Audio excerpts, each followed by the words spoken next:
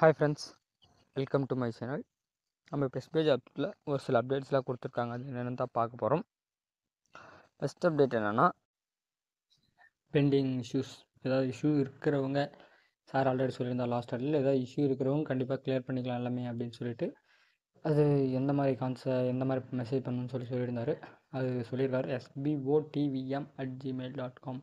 அந்த மெயிலுக்கு சப்ஜெக்ட் வந்து உங்களோட கம்ப்ளைண்ட் என்ன இஷ்யூ, ஃபர்கட் பாஸ்வேர்டு இஷ்யூவா, இல்லை ஐடி ஓப்பன் ஆகலையா, இல்லை ஐடி சஸ்பெண்டா, என்ன இஷ்யூவோ அது கரெக்டாக போட்டுருங்க.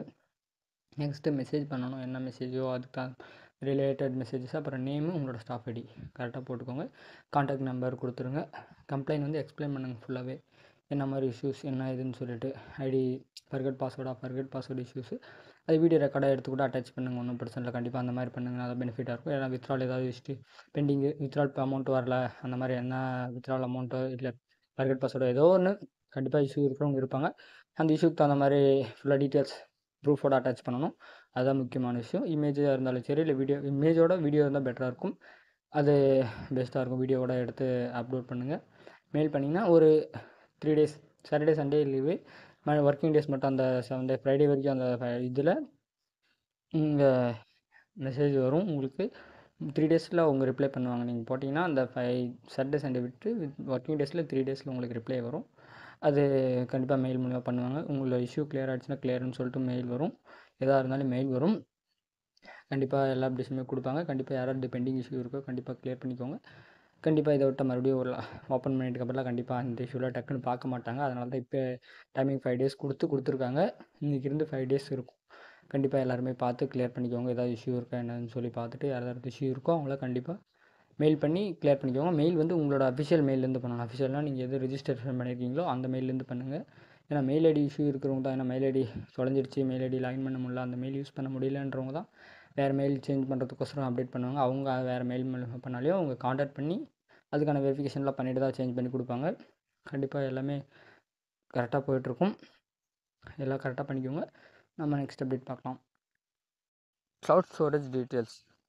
க்ளவுட் ஸ்டோரேஜ் டீட்டெயில்ஸ்னால் க்ளவுட் ஸ்டோரேஜ் சார் அப்பே கொடுக்குறேன்னு சொல்லியிருந்தார் ஒரு 2 or 3 daysலேயே. லாஸ்ட் ஆடியோவில் சொல்லியிருந்தார். அது கொடுக்கல. அதுக்கான ரீசன் என்னென்னா, இன்னும் கொஞ்சம் ஈஸியான மெத்தடில் ஃபைல் அப்லோட் பண்ணுறது, அந்த மாதிரி இதெல்லாம் இன்னும் கொஞ்சம் ஈஸியான மெத்தடில் கொண்டு வர போகிறாங்களோ, அது கொஞ்சம் ப்ராசஸ் பண்ணிகிட்டு இருக்காங்க. பட் அதுவும் இல்லாத க்ளவுட் ஸ்டோரேஜ் இப்போ கொடுத்துட்டுங்கன்னா கண்டிப்பாக எல்லாருமே ஃபைல் அப்லோட் சம்திங் அந்த மாதிரி ஃபுல்லாகவே செக் பண்ணி பார்ப்பீங்க. அது பிரச்சனை கிடையாது. பட் பர்சனல் ஃபைல்ஸ் எல்லாம் அப்லோட் பண்ணி ஏதாவது இஷ்யூ வந்துடக்கூடாதுன்னு சொல்லிட்டு தான் அவங்க இப்போவே நான் ஓப்பன் பண்ணும்போது அந்த டைமிங்கில் கொடுத்துக்கலாம் அப்படின்னு சொல்லிட்டு அதுவும் பண்ணிகிட்ருக்காங்க.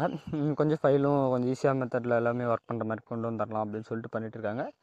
அதுதான் க்ளவுட் ஸ்டோரேஜ் இன்னும் ரிலீஸ் பண்ணாத இருக்காங்க. கண்டிப்பாக கொடுத்துருவாங்க. ஓப்பனிங் டைமில் கொடுத்துருவாங்க, ஒன்றும் பிரச்சனை இல்லை. நெக்ஸ்ட் என்ன, பிளான் டீட்டெயில்ஸ். கண்டிப்பாக பிளான் டீட்டெயில்ஸ் எனக்கும் தெரிஞ்சுக்கணும்னு ஆர்வமாக தான் இருக்குது. பிளான் டீட்டெயில்ஸ் வந்து எப்போ சொல்ல போகிறாங்கன்னா, ஒரு ஓப்பனிங் 3 days பிஃபோர் அப்படின்னு சொல்லியிருந்தாரு. அதை March 5 or 6 அந்த டைமிங்கில் பிளான் டீட்டெயில்ஸ் லான்ச் பண்ணுறாங்க அப்படின்னு சொல்லியிருக்காங்க. ஏன்னா அதுக்கான ரீசன் என்னன்னு உங்களுக்கும் தெரிஞ்சிருக்க வாய்ப்பு இருக்குது. ஏன்னா கண்டிப்பாக பிளான் இப்போ லான்ச் பண்ணால் உடனே இன்னொரு 1 or 2 daysலேயே வேறு கம்பெனி ஓப்பன் பண்ணி இது பண்ணிகிட்டு இருப்பாங்க.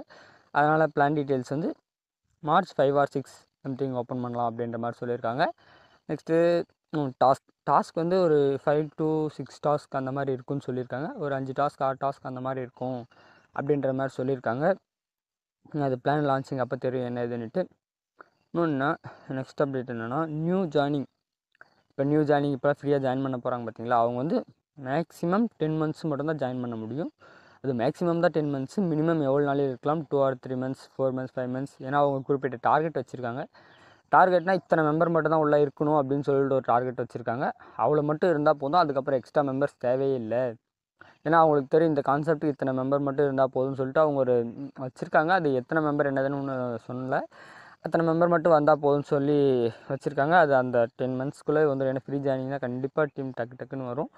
அதனால் 10 months மேக்ஸிமம் வச்சுருக்காங்க. மினிமம் எவ்வளோ நாள் இருக்கலாம், எப்போனாலும் க்ளோஸ் ஆக வாய்ப்பு இருக்குது. அதுக்கப்புறம் யாராலுமே ஜாயின் பண்ண முடியாது எஸ்பிஓவில். அதில் இருக்கிறவங்க மட்டும்தான் ஒர்க் பண்ணுற மாதிரி இருக்கும். அதுதான் முக்கியமானது. நெக்ஸ்ட் என்னென்னா, அதிலே இந்த 10 months அந்த சொன்னோம் பார்த்தீங்களா, 10 months சொல்லிட்டு மேக்ஸிமம் அந்த 10 monthsக்கு அப்புறம் ஆஃப்டர் அந்த நியூவாக ஜாயினிங்லாம் ஸ்டாப் ஆகிட்டு அதுக்கப்புறமா வர்றது வந்து சேலரி டேட்டு ஃபிக்ஸ்டு சேலரி. எப்படி நம்ம இப்போ கம்பெனியில் போய் ஒர்க் பண்ணோங்கன்னா டைமிங் இந்த 1ஆம் தேதினா 1ஆம் தேதி, 5ஆம் தேதினா 5ஆம் தேதி சேலரி வரும் பார்த்தீங்களா, அந்த மாதிரி கொண்டு வர போகிறாங்க. அது குறிப்பிட்ட டேட்னா அந்த டேட்டுக்கு எல்லாருக்குமே சேலரி கிரெடிட் ஆகிடும். அந்த மாதிரி கொண்டு வர போகிறாங்க.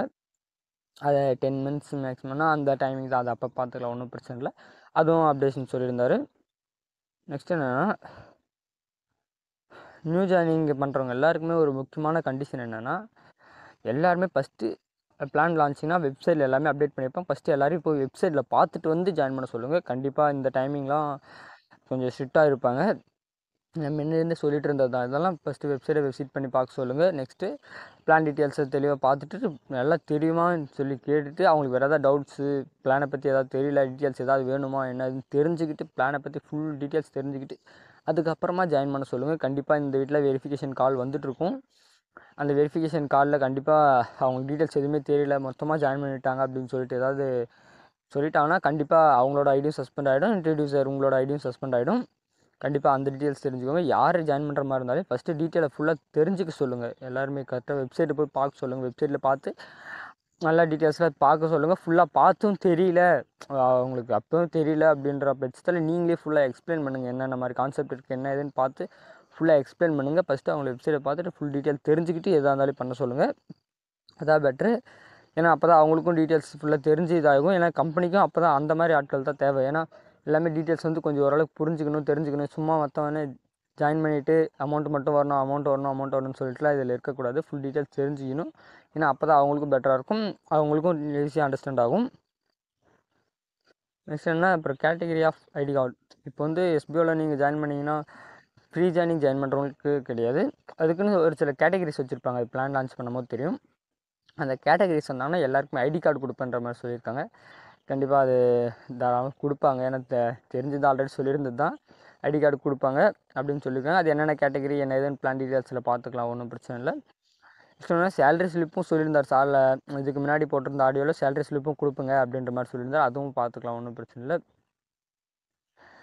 நெக்ஸ்ட் என்ன, அப்புறம் மினிமமாக அதுவும் சொல்லியிருந்தார். மினிமம் நியூவாக ஜாயின் பண்ணுறேன்னா யாரும் ரெஃபர் பண்ணால் கூட மினிமம் ஒரு மந்த்லி 5000 to 6000 அந்த ரேஞ்சிலையும் சம்பாதிக்கலாம் அப்படின்ற மாதிரி சொல்லியிருக்காங்க. அது என்ன ஏதுன்னு பிளான் டீட்டெயில்ஸ் வரும்போது தான் தெரியும். நம்ம பிளான் டீட்டெயில்ஸ் வந்தால் பார்த்துக்கலாம், ஒன்றும் பிரச்சனை இல்லை.